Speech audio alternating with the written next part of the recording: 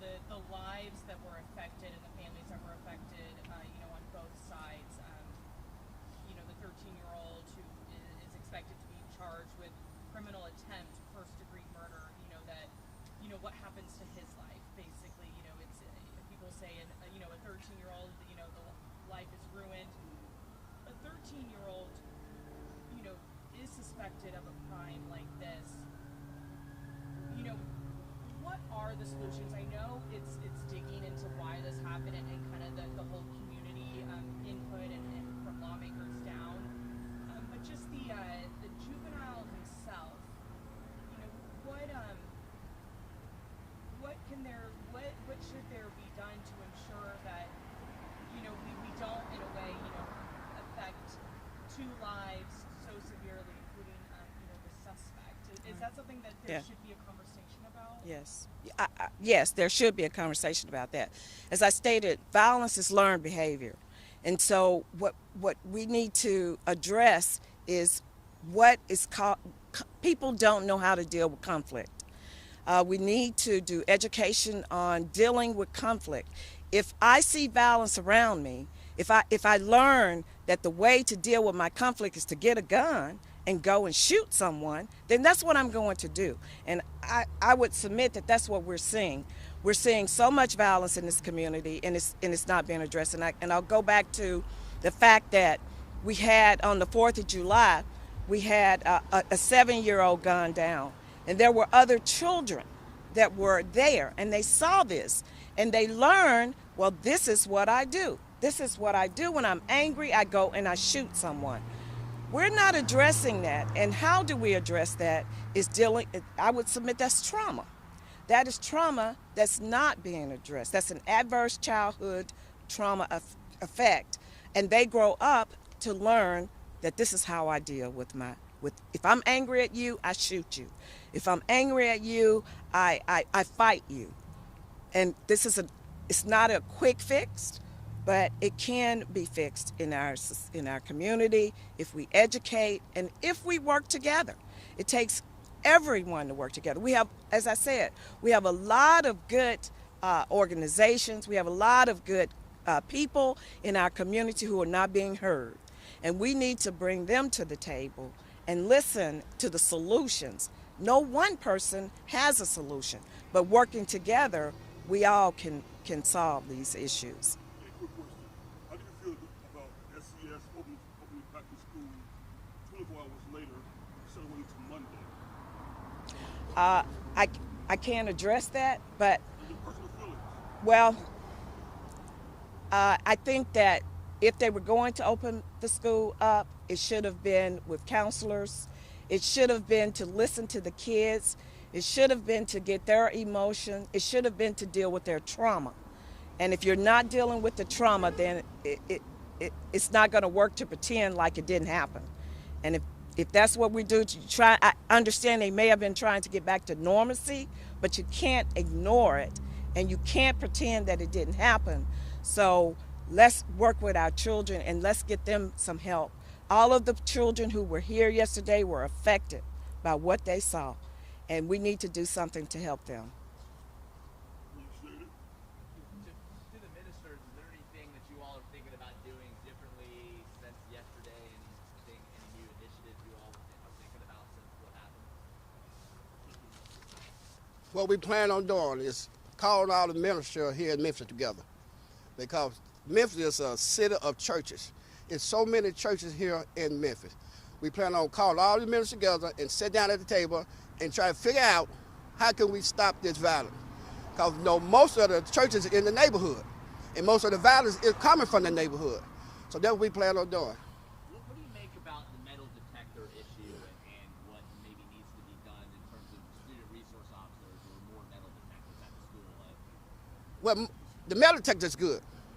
But see, what we need to do is physically search our kids when they come in the door. Because, sometimes you get by the metal detector. But we need to physically search our kids and make sure they don't have no kind of weapon on them when they come through those doors.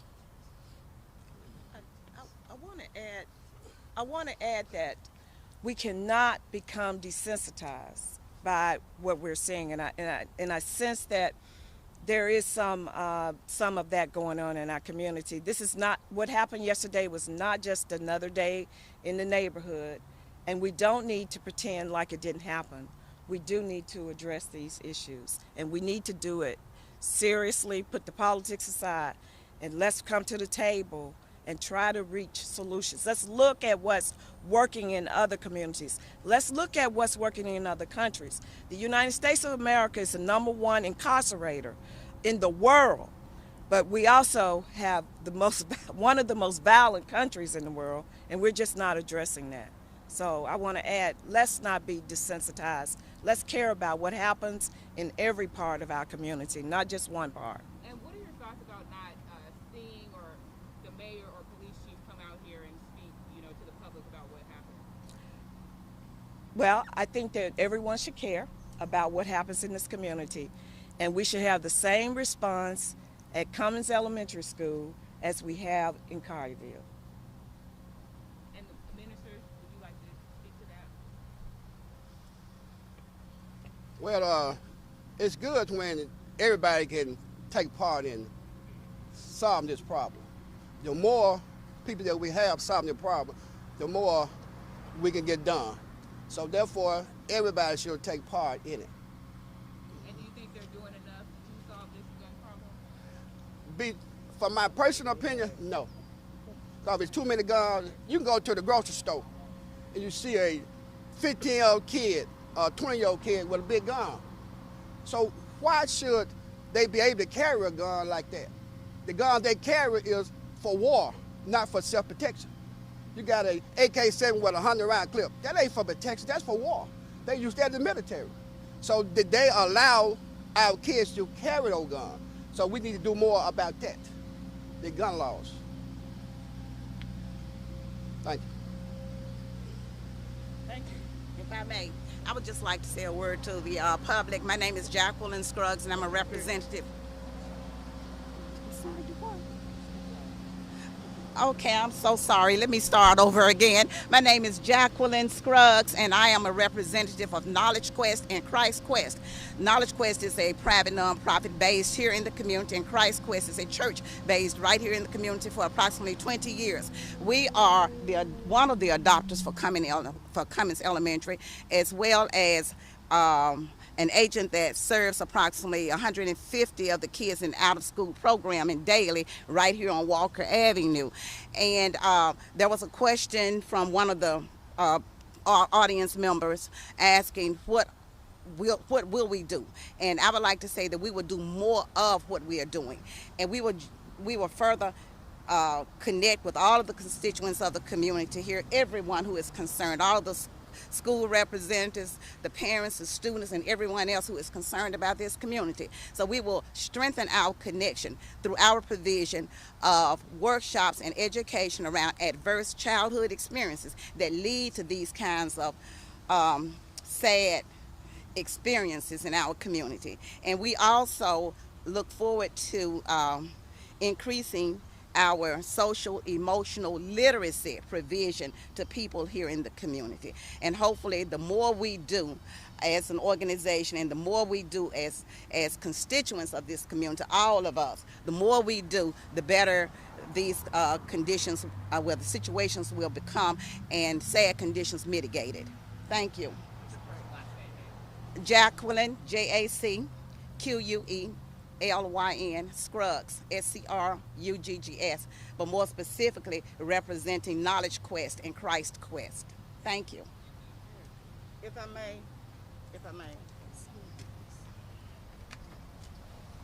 Good morning.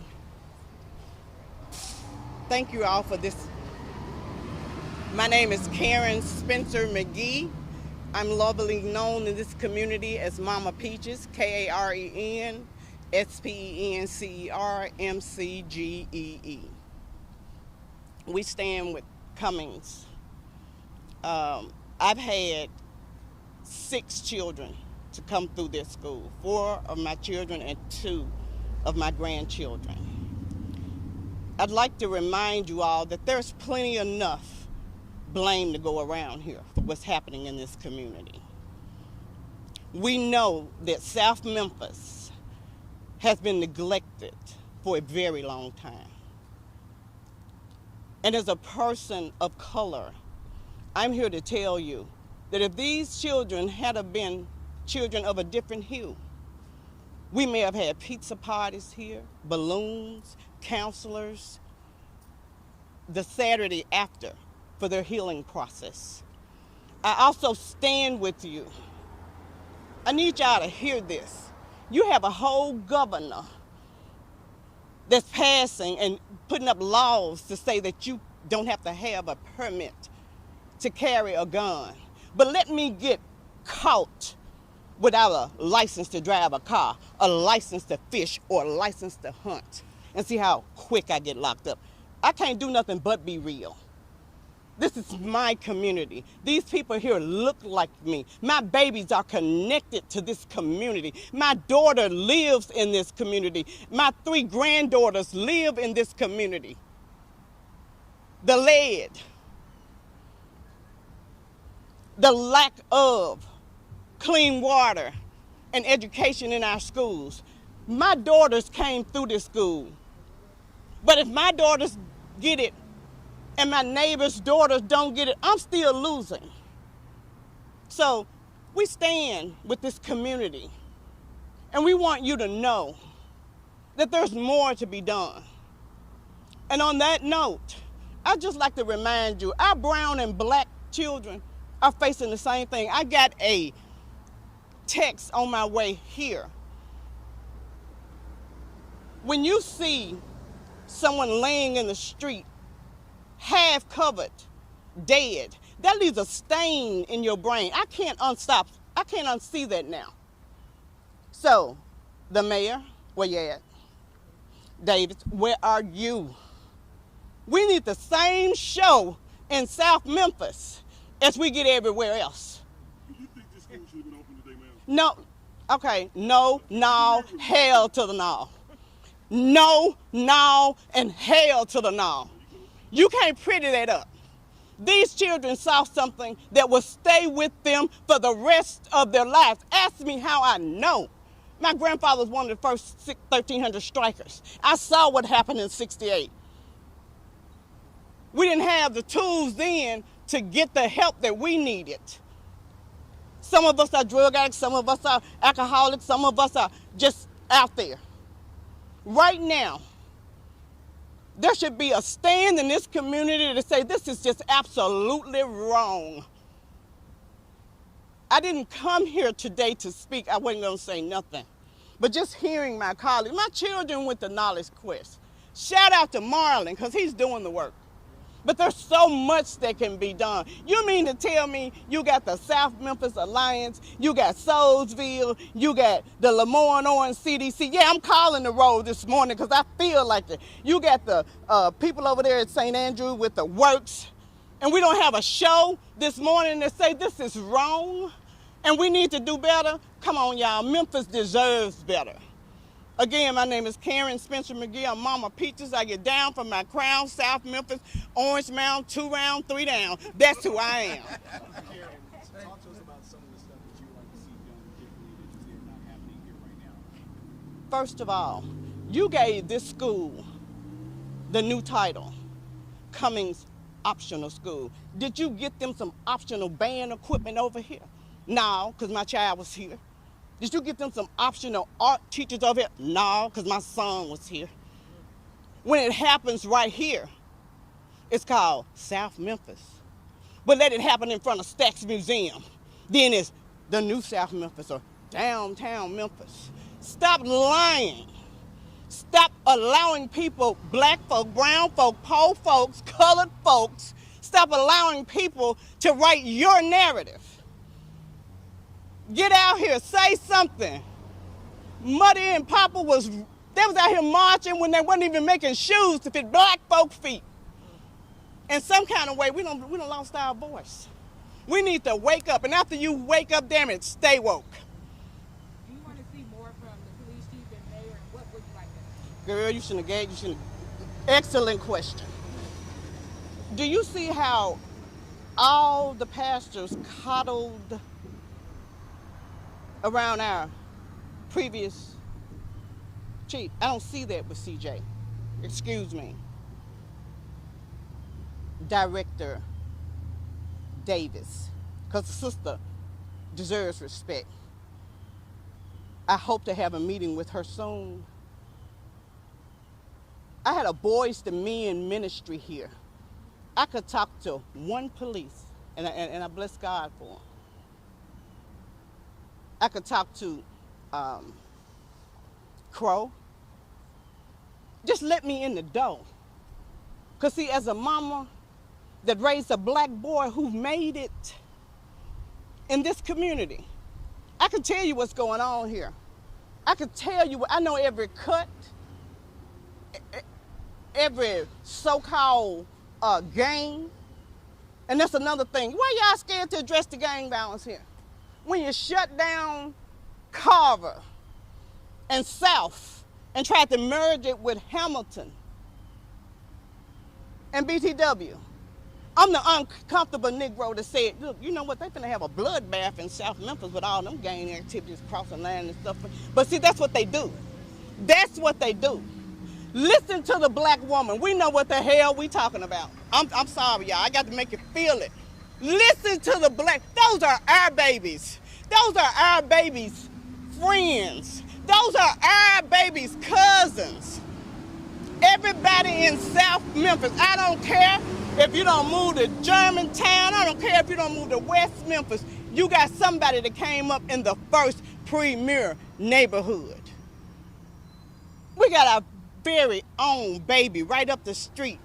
Shout out LC, like Lamont Owen College family. We need you. This is an all call, y'all. Thank you. Will you be calling on the mayor, city mayor, county mayor, state representatives, state senators, county commissioners, city council people to get involved, to help the schools, calling on the superintendent, dealing with policy that guide the way the schools operate? Yes, but I'm going to call on people like Karen Spencer McGee, who also know what the problems. She What just about, identified. Miss Murphy standing behind you. And Miss Murphy. I mean, this is the problem. The problem is she's saying that she identified issues in the community. Who listened and who dealt with those? We cannot ignore the Karen Spencer McGee's in Memphis, because they can help the mayor. They can help the legislator if you listen, and that's so important. We must listen to the community. They want to be heard, and they want action taken as a result of that. If you ignore what Karen's saying, that's why we end up where we are today. Thank you. Can you let this lady down real quick? All right, if you guys have any specific questions that you may want to ask Linda Harris, feel free to do that. She has a wealth of information. Thank you so much for your time. Thank you.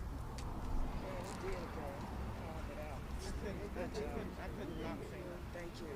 But I think that you're right. If they ignore what you're saying. Yeah. And they cannot ignore it, and they don't want to deal with it, and they don't want to address it. And that's the issue. Yeah, I'm so glad you got to address the problem. That's the issue. In this And we have to do that. Maybe this will be a year. Yeah.